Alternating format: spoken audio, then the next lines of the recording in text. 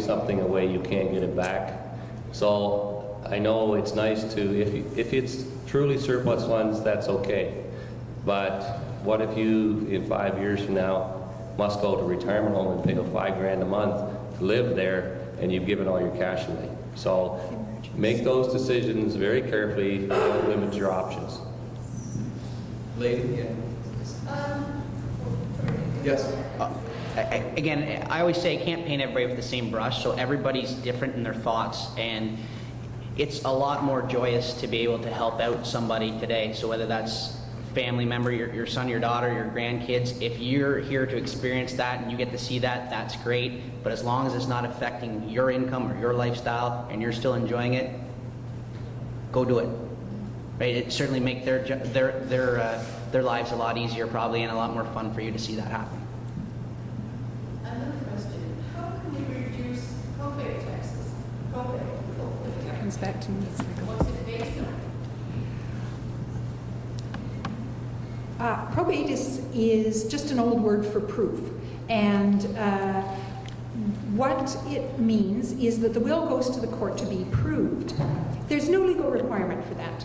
An executor gets all of the authority they need from the will itself, and many wills used to be and still are administered without being proved, without probate.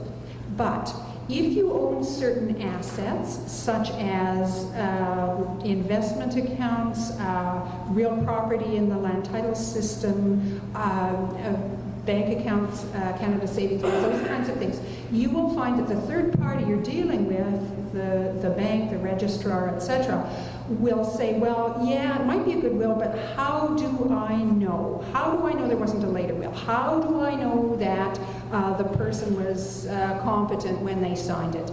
And the only way you can satisfy them of that is to have the will taken to court and proved. So most wills, if the person owns some of those assets, will require probate. Now, probate isn't such a big deal as it's made out to be. You get a lot of information from other jurisdictions about avoiding probate.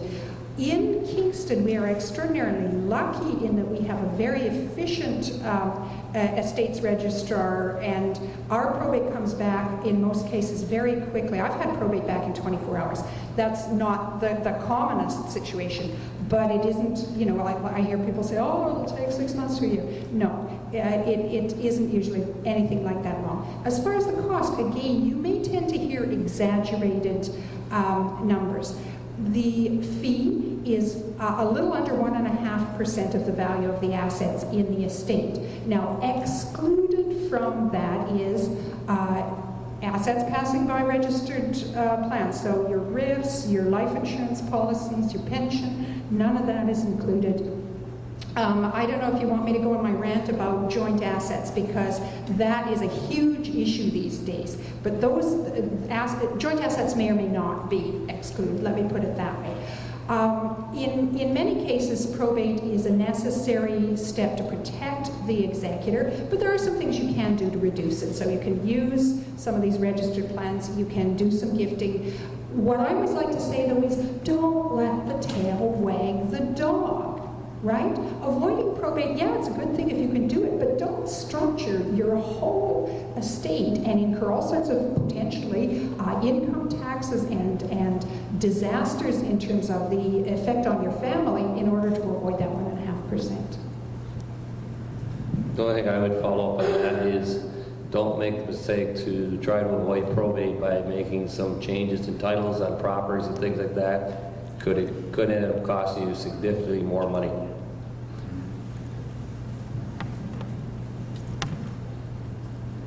Yes. I'm representing a charity and I'm new to this whole gifting idea. So, is it a situation that does the charity get involved in this? I don't know how is the charity, we're visiting in the legal legacy, but, and does the, if we're signed as a beneficiary, we definitely obviously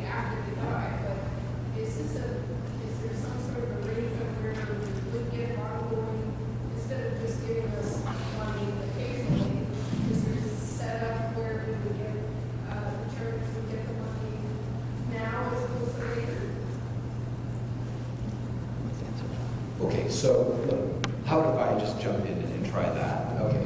From the charitable perspective, the relationship truly exists between the individual who is a member of your organization, who really believes in your cause, your case, what your vision, what your aspirations are, what good that you're going to do.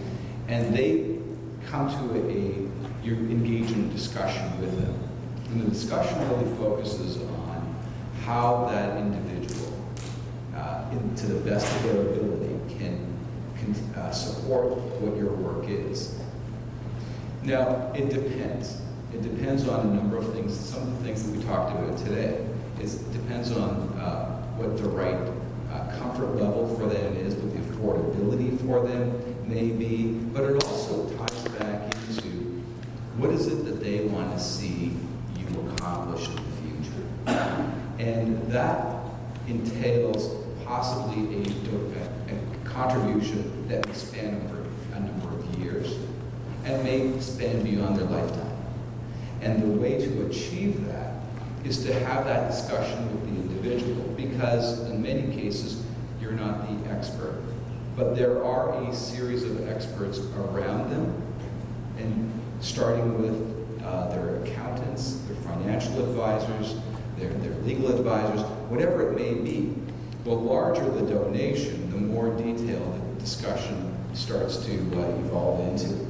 So the starting point is to really understand what that individual understands about your organization and how you project where you're going to be going and how you can grow together. So a lot of it sounds really, soft, hand-holding, that part of the discussion. But it's really important because we know that individuals don't really plan that far in advance. And the fact is that by being able to have a panel or a group of individuals, and the other group that shouldn't be forgotten in all of this is the family. If there is a decision to be made, at some points, it's part of a family discussion. And so there are no surprises somewhere down the road. Sir? I'm with a charitable organization, Kingston Pregnancy Center. We have obviously a number of donors. How then do you engage the donor? Because once you start getting into somebody's financial area, that obviously is a very touchy area. So how does a charitable organization approach the donor? Right. Well, you've got a number of individuals within your organization who provide support. What you don't know about many of those individuals is what their long-term plans are.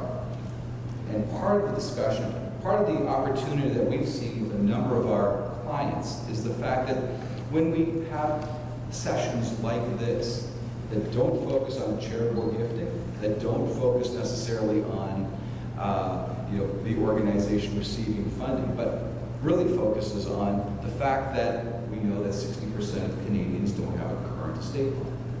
And if you start with that as a starting point, the need for that type of planning, the opportunity to have an understanding and have experts in financial planning talk about this, and then you kind of tie in, this is how this can be achieved.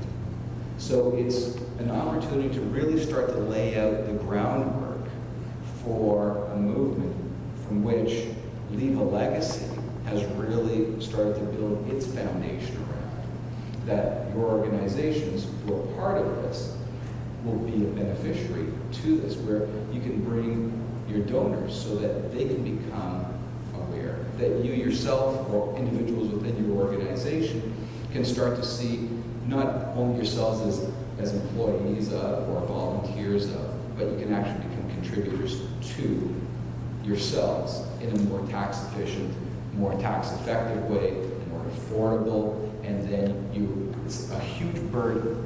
I can tell you that whenever we do our will, it's one less thing to worry about. It's just like, phew, got that over with. Because just going through it. But more importantly, when we do make the decision to make a contribution, it's another, hey, It's not that hard. It wasn't that difficult. We could afford it. We could still afford the kids doing their programs, the fact that it ties in within our lifestyle. But it's on a one-on-one basis with each donor and really sitting down and having that conversation around where they see themselves and how they see themselves involved.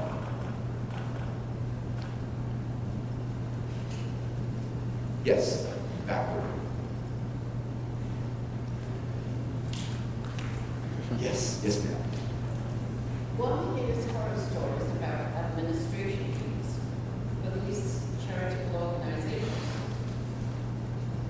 I want to know where you can go and find out what the administration fees are for these different organizations. I heard the other day there are 1,800 registered charities. There are. Where does one go to find out what the administration is? The Toronto Star does a really good job of investigating this now, and I think they've done a really good job in terms of looking at organizations that are spent. There are sites on the internet that now actually do monitoring of charities and based on the CRA submissions that they make, and they look at what their administrative costs are, and they highlight which organizations are the best at the administrative, and which ones are the most expensive and most costly. Again, but it's important, and the way I look at it is, for a donor to understand the administrative costs, they need to sit down and talk to the organization and have their financial officer or someone, if they know from the board, explain to them. Because it's part of that. If I'm educated and I know and I'm informed about how a charity operates, where they spend their money, how they spend their money, I'm going to be more inclined to become more involved in that engagement piece. And you're absolutely right. The more you know, the more you're going to feel confident in investing. And it's an investment. It's like a mutual fund, a stock, whatever. Investing in your kids. If you see your kids and you're investing in them and they're spending the money in the wrong places, well, you're going to cut your money, your investment in those, activities down. So, it's a great question.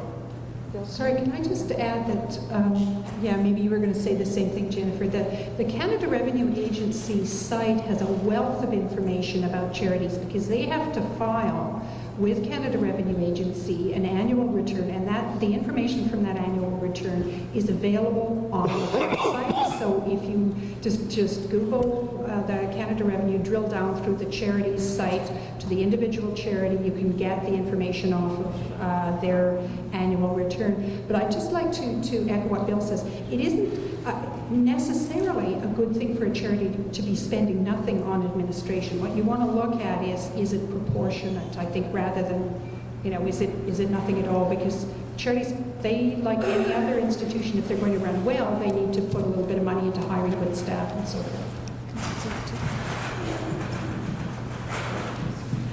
There is a specific department of Canada Revenue Agency, that's the Charities Division.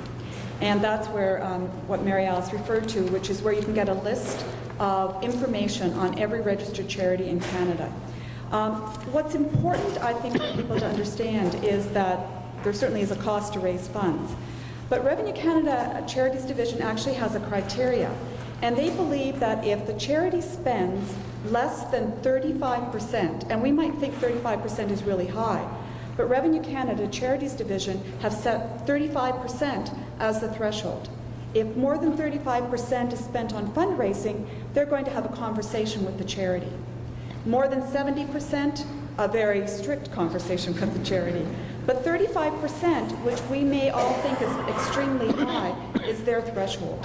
So I think that that's important to know, that that's sort of the ballpark of what is considered to be an acceptable cost to raise a dollar.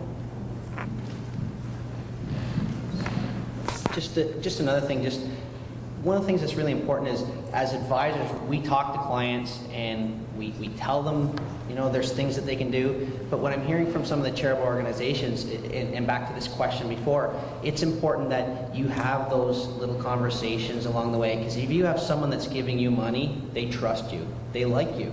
So how can you leverage their gift? Maybe that's all they can do. Maybe there's ways to do more. Maybe they can work with their team of advisors. Maybe they need a referral to one. But again, that gets touchy too, because you don't want to burn bridges there. It's such a touchy subject, but when we leave here today, we'll all go back to doing what we're doing. But it's important that we try to get these people to take some action on some of these things. And it's a two-way street. It's free for all the people that are involved with the charitable organizations to get some of the donors to continue to donate and donate more or look at the bigger picture. And it's our job to continue to make sure we're working with our clients on an annual basis and trying to make sure we're looking at that checklist. There's a lady here, yes? Yeah, I was just curious, if I already have a will and I would like to add a charitable organization to my current will, can I just make that manually on my will, and will that be recognized by a court of law, or do I just have to go back and redo my will? I think it would be very problematic. You can't just cross out and write on the will. You can do, however, what's known as a codicil, which is a short statement of the change that you want to make in your earlier will. And that's probably a better way than trying to do something handwritten. Certainly don't take the copy of the will and you know, cross out and change. That's likely to be a disaster and end up in court. Yes, sir. You mentioned that possibly engaging the children if they're thinking of making a big charitable donation to reduce the tax or eliminate it. From the experience of the panel, how often does that discussion cause a war when the kids see 30,000 less each one to help the away from the hospital? I'll talk about a positive response here. I worked on a little town close to Ottawa, where a business owner, father, 2 sons in the business, and the whole discussion was around the 2 sons were going to be involved in the business, and the money was going to continue to flow, and the father was being paid out, and he realized he was going to have enough money to live on, and some of that money that he wanted to take from them initially was, his big thing was he wanted to help out with a baseball field in their small town. So it was something that it lit the fire under the dad. He sold it, his idea to the sons. Everybody bought in, but it was a package sort of thing, right? It was good. The dad was getting out of what he was doing and shutting it down, and he was going to be okay, and the sons were going to take over the business. Everything's going to be okay. That could be a whole other thing later on, but the dad accomplished what he wanted to accomplish, and that was to build this little baseball field. Another issue is if you're not talking to your family about this and you do it, it could cause greater disharmony. And I can tell you that the only thing that families fight about. I'd answer that, just add to that is Bill said, if you're going to make that gift, you tell your children that it's made, why you made it, it's how you're going to leave a legacy. And if your child still says, I don't get as much, then are you really that concerned? You can see the greed side on his side, and they're just waiting for you to die. So it's very important up front that you do discuss that once you've made that decision, because it's the important thing in your life, what you want to do to leave the legacy, not in your children's life. If you look at the other component of this, you pass on many things to your children. And one of the things that everyone tries to pass on from when they're born to as they grow older is values. It's the values that you've been brought up with, the values that you've tried to pass on to your children, and it's the type of adults that you want to see your kids grow up to be. Because if they live by example, and if they see that you're involved, that you care, that there is an ongoing interest and benefit in society, then the world will look a lot better for the years and generations to come, because the next generation will pick up the torch and run with it. If they see that everyone's hoarding the money and no one parts with the money and they're worried about the money, it's not going to bring happiness. I've never seen one family every one of our donor families that we've worked with, you see the next generation feeling proud of their parents. Grandchildren feel proud of what their grandparents have been able to accomplish. They come back and they see the names on the plaques, on the halls, on the schools, on the wings of the hospitals. And you know what? It's a part of them. And they have, this is a part of society building. It's what makes us as a democratic society work with it, and it makes the next generation, their life that much easier. I think that's what we're trying to work towards. Sir? Is there one last piece of advice about how we, I'm a financial advisor, but others in the room maybe, how we can close that gap between the 4 or 9% and the 70, 80%? Mm-hmm. Have a conversation, as you have with your clients on a quarterly basis. You want to meet with them on their quarterly statements and tell them how their portfolios are performing. One of the things that you can engage in a conversation with them with is, hey, I'd love to have a coffee. I'd like to have a conversation with you about something that is near and dear to all of us. And that's, your legacy. Part of your legacy we're building. I want to do well for you. I want to build your portfolios, and I want to ensure that you've got enough money to enjoy the lifestyle that you're. I want to make sure that your children have the opportunity to the benefit of it. And last but not least, what sort of legacy do you want to leave for society at the end? And there's the starting point. There's a question over there. Yes, sir. For Marietta, common law spouses, are we protected from having families if we both have our own will? So I just want to restate. Yeah, I want to restate the question because I want to make sure that I understand what you're asking. So you're saying are common law spouses protected from families, by which I'm assuming you mean the family that, I've got a common law spouse and his kids may be not very happy with the arrangements that he's made. Is that the kind of situation you're thinking about? Yeah.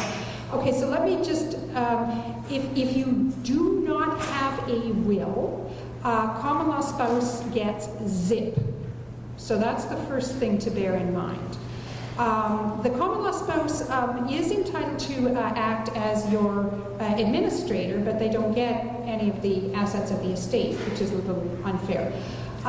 If there is a will, the will has the same power that any will does. You have a right to leave your estate as you choose, and the courts understand entirely a decision to leave assets to a common law spouse.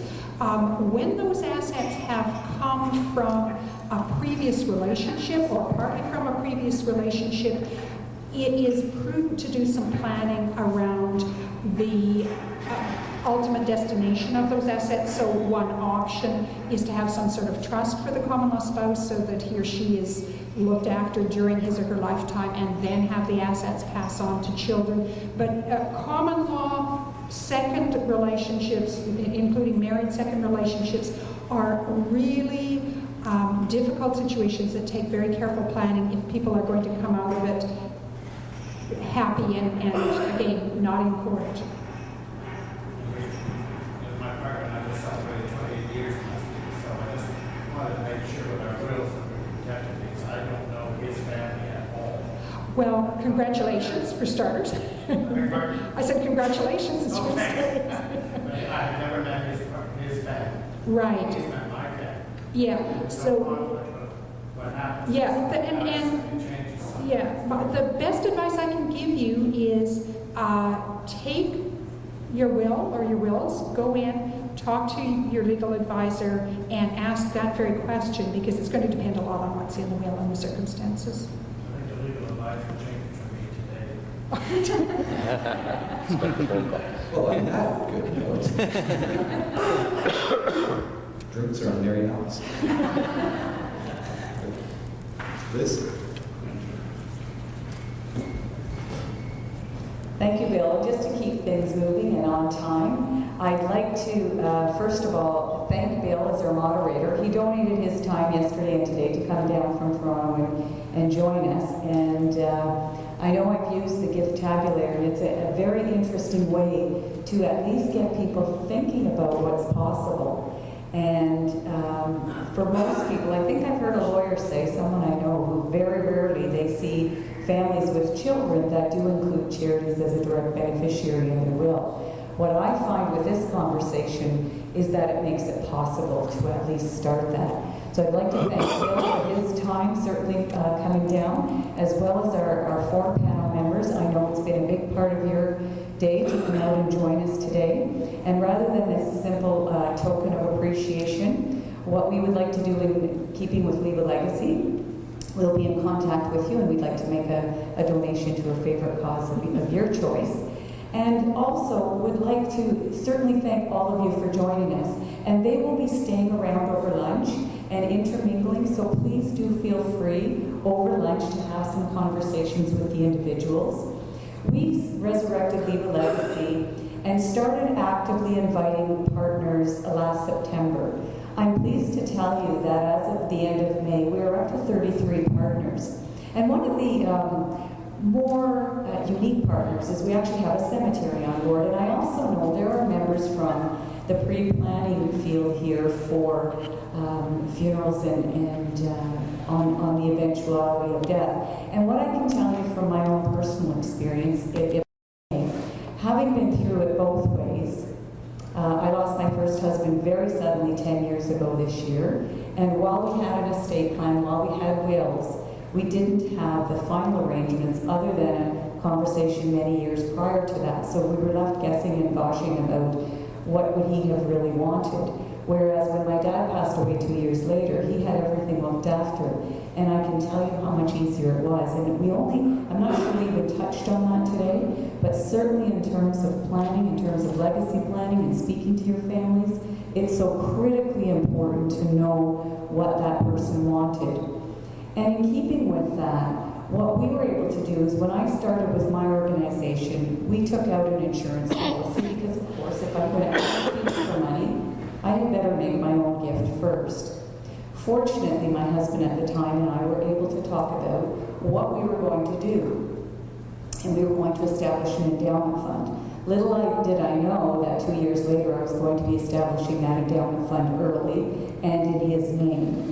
And so we were able to then also designate the memorial donations to go to that endowment. And at least I have the peace of mind and the satisfaction of knowing that moving down the road, that then there's going to be other gifts being added to that fund. Happily for me, I was able to get remarried almost 3 years ago. And we were able to designate our wedding gifts to that fund as well. And so it becomes engaging over time. And also, when it came to be a year of being together, it's the conversations, we've all heard about the conversations. What are the conversations we're going to have? And so Mother's Day that year, I invited, we now have 6 kids between us, but I have 1 biological child. And I say, even he doesn't need to get all of what little might be left at the end. And what better gift to give him than the gift of philanthropy? And so when we were together and certain things would change after a year, I said, for Mother's Day, what I would like is an hour of your time. And after dinner, the 3 of us sat down and I outlined all my plans and what my husband would be entitled to, being common law because we hadn't been married yet. But it's all flowed through and certainly kept everyone informed and aware of what the intentions are. And so the conversations are so very, very important for all of us. And what Leave a Legacy is all about is, from the charitable perspective, we need to be talking to the people who are talking to the people, which are the advisors. We need to be talking to our own donors. We need to be getting the word out. And so Leave a Legacy is inviting charities and professional advisors to partner with us because all the fees that we may be charging to be a partner are all being reinvested in public awareness. And so for those individuals who might be interested in partnering, there is information at the door. And so I invite you to stay around, have conversation with people. Please do fill out your lunch ticket, which is your feedback form. And I hope I haven't forgotten anything. Oh, the checklist.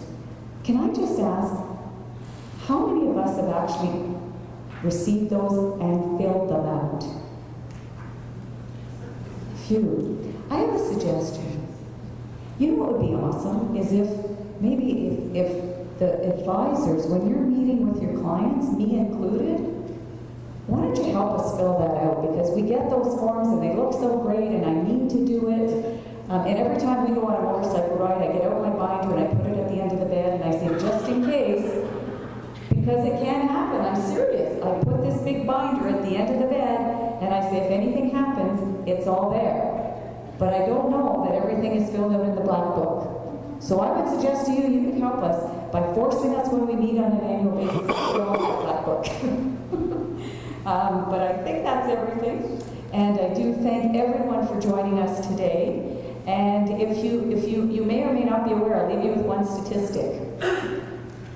80% of Canadians donate during their lifetime. Of that 80%, 90% have wills. Of that 90%, 43% say they would leave a gift to charity in their estate plans if they were asked. 7 to 9% actually do it. Why? We haven't asked.